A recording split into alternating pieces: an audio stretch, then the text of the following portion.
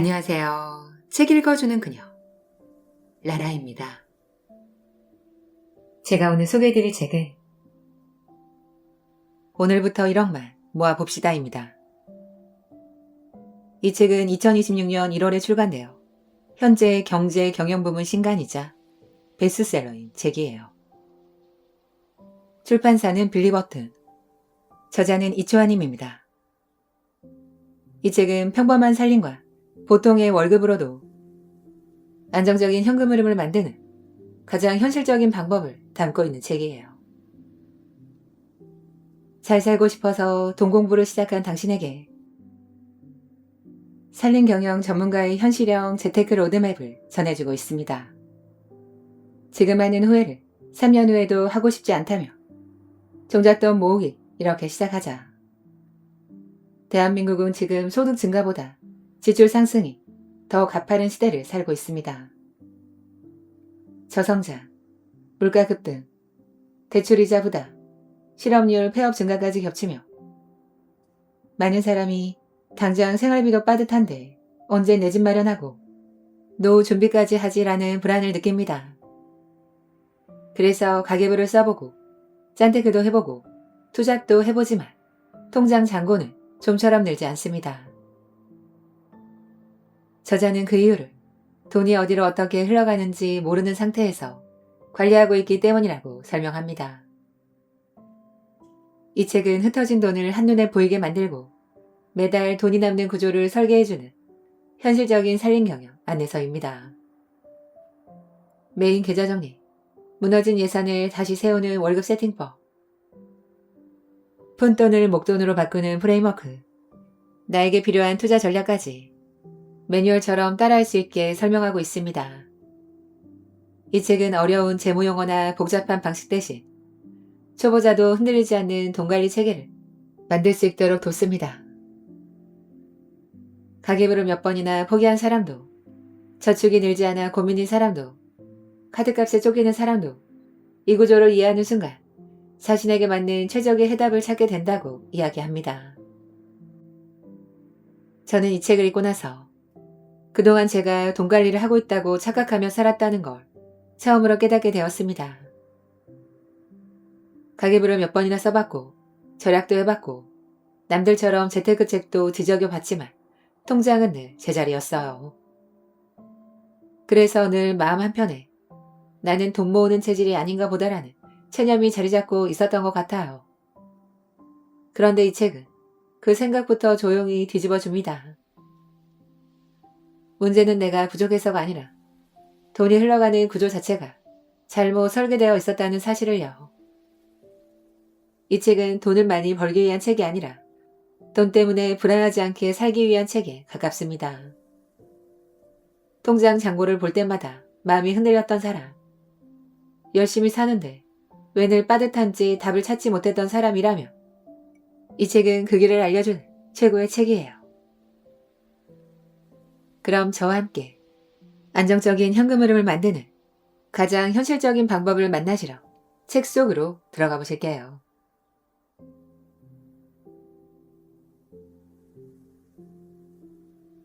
잘 살고 싶어서 돈 공부를 시작한 당신에게 평범한 살림과 보통의 월급으로도 안정적인 현금 흐름을 만드는 가장 현실적인 방법, 흩어진 돈을 모으는 메인 계좌 세팅법, 푼돈이 목돈이 되는 사분면 프레임워크, 따박따박 월급이 되는 투자 전략.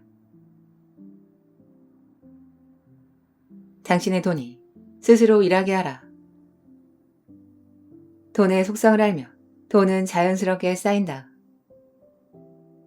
1억은 단순한 숫자가 아니라 내 삶에서 반드시 이루고 싶은 목표 하나를 돈의 언어로 구체해야 하는 기준이다. 이 기준이 생기는 순간 삶을 움직이는 방향이 달라진다. 이제 당신의 1억을 정해보자. 그 1억은 어떤 사람에게는 전세 보증금이 되고 누군가에게는 내 집 마련의 시드머니가 된다. 또 다른 이에게는 노후를 지켜줄 든든한 버팀목이 되고 혹은 아이의 미래이자 새로운 시작을 위한 희망이 될 수도 있다. 오늘부터 당신의 1억을 향해 함께 걸어가자. 프롤로그 중에서 푼돈을 목돈으로, 통장을 통장으로 바꾸는 돈관리 5단계 로드맵. 스텝 1. 1억 목표 세우기. 스텝 2. 흩어진 자산 정리하기. 스텝 3. 목적별 계좌 관리하기. 스텝 4. 나에게 맞는 재테크 찾기. 스텝 5. 자동화 시스템 만들기. 파트 1. 돈 공부 목표 세우기. 우리 집 첫 1억. 이렇게 시작하자. 돈 모으기는 의지가 아니라 방향이다. 월급이 비슷한데도 어떤 사람은 여유가 있고 어떤 사람은 늘 빠듯하다. 그 차이는 의지나 노력보다 돈을 대하는 태도와 방향에서 비롯된다. 누군가는 10,000원 한 장도 목표를 향한 씨앗처럼 심어 차근차근 키워내지만 또 다른 누군가는 고작 10,000원이라며 쉽게 흘려보낸다.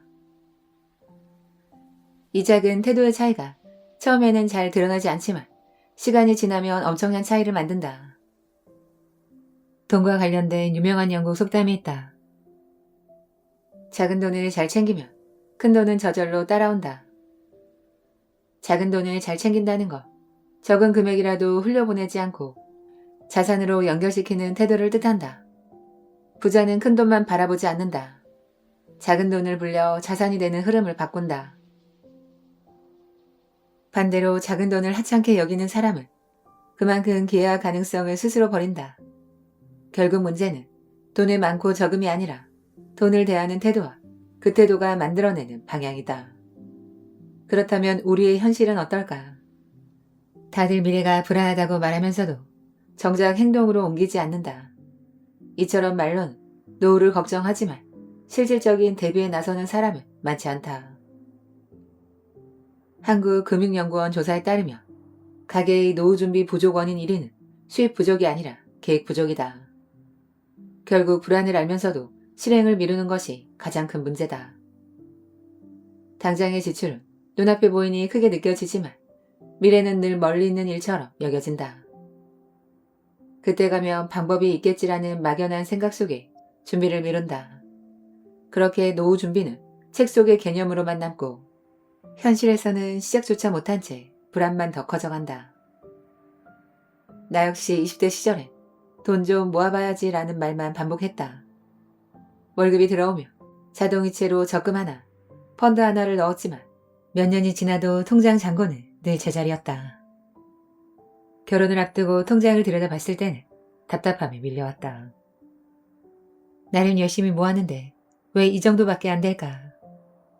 강의에서 만난 수강생들이나 SNS에서 소통하는 사람들도 같은 고민을 털어놓는다. 돈 모으려고 악착같이 아끼며 사는데 가끔은 허무해요. 절약은 잘하는데 그 다음이 막막해요. 수입도 적고 대출까지 있어서 이 상황에서 뭘 어떻게 시작해야 할지 모르겠어요. 문제는 노력 부족이 아니다. 방향이 없다는 것이 가장 큰 문제다. 어디로 가는지 모른 채 달리는 사람은 결국 제자리 걸음을 할 수밖에 없다. 돈도 마찬가지다. 왜? 얼마나? 언제까지? 무엇을 위해?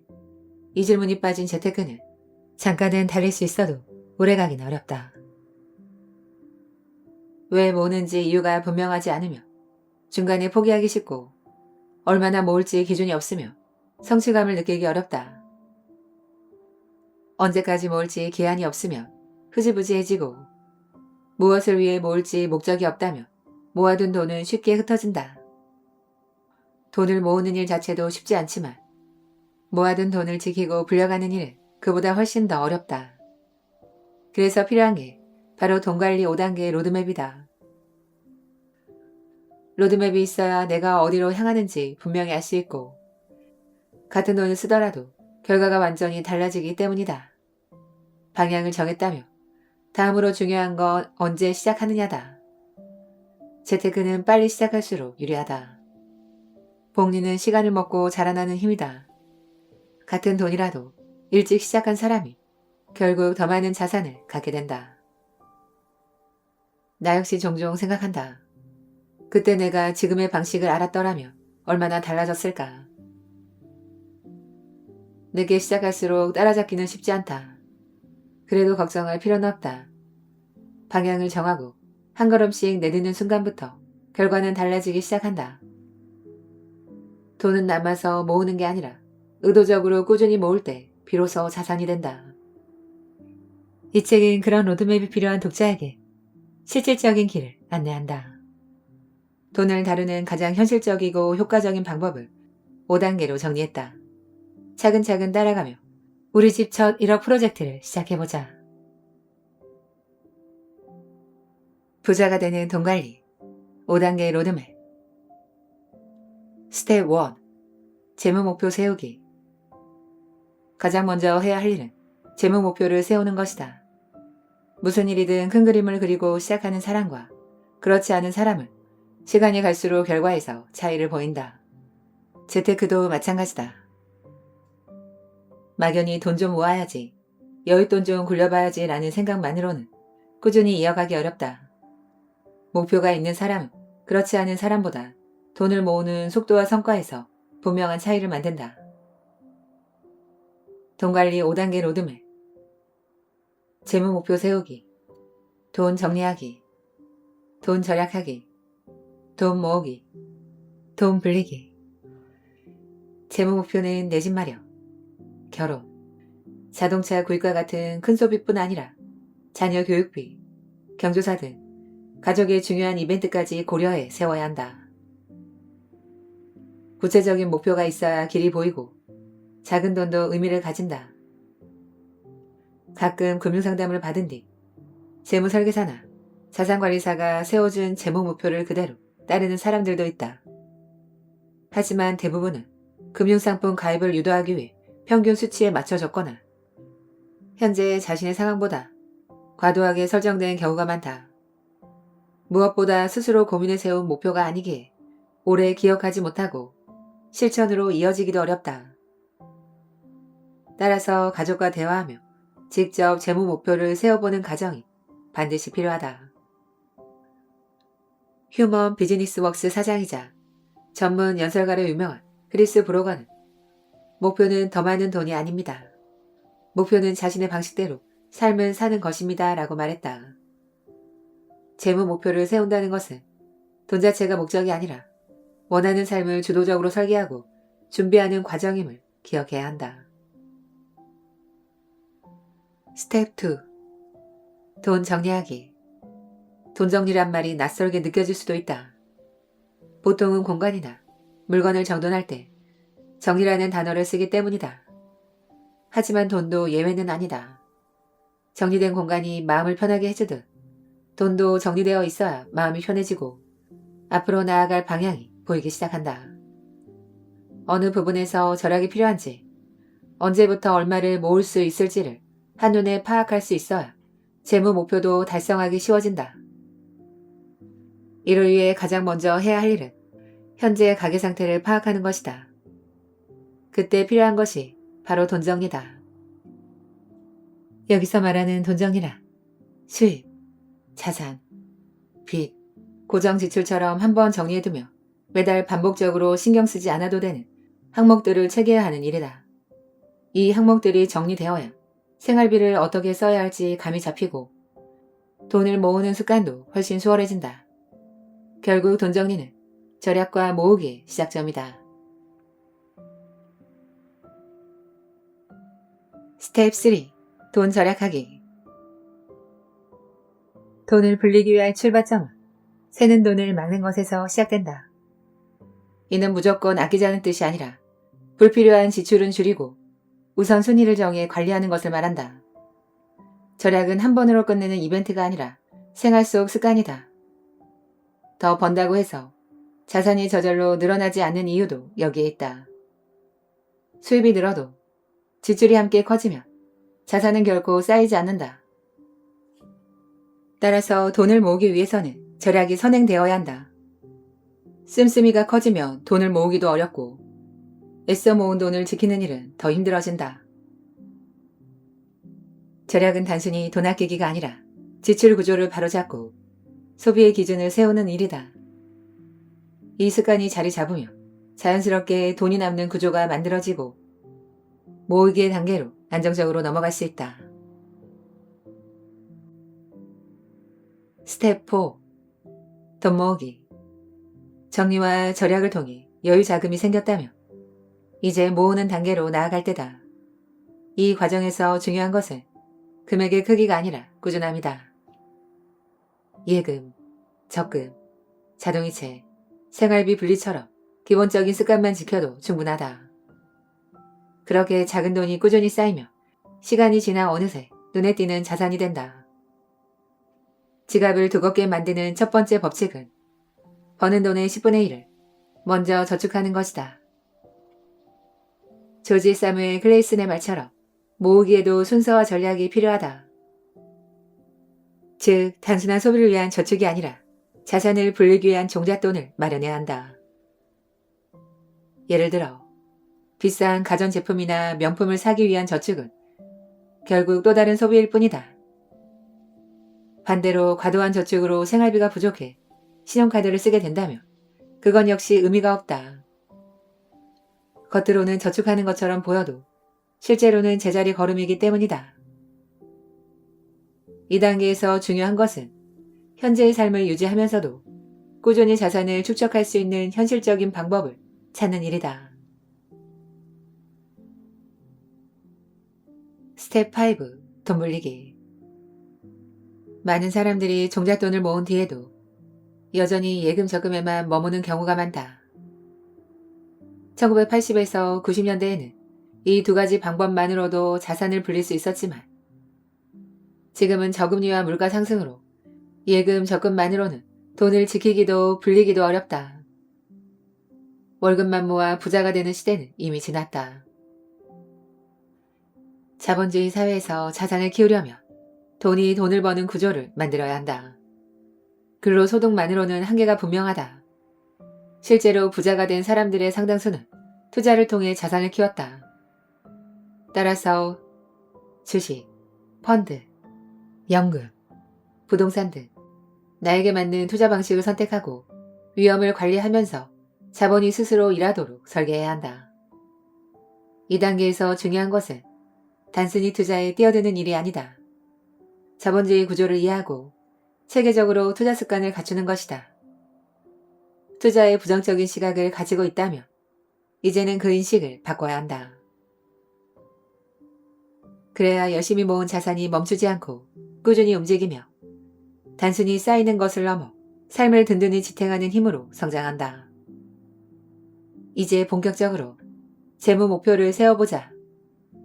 그동안 왜 돈이 모이지 않았는지, 앞으로 어디를 향해 가야 할지 함께 고민해보자.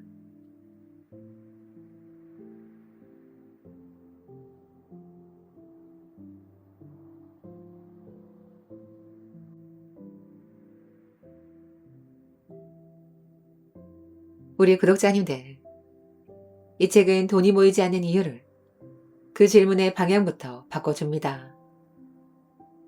복잡한 재테크 대신 흔들리지 않는 돈의 구조를 만들고 싶은 사람에게 든든한 안내서가 되는 책이에요. 잘 살고 싶어서 돈 공부를 시작한 당신에게 이 책은 가장 친절한 첫걸음이 되어줄 거예요. 지금까지 책 읽어주는 그녀, 나라였습니다.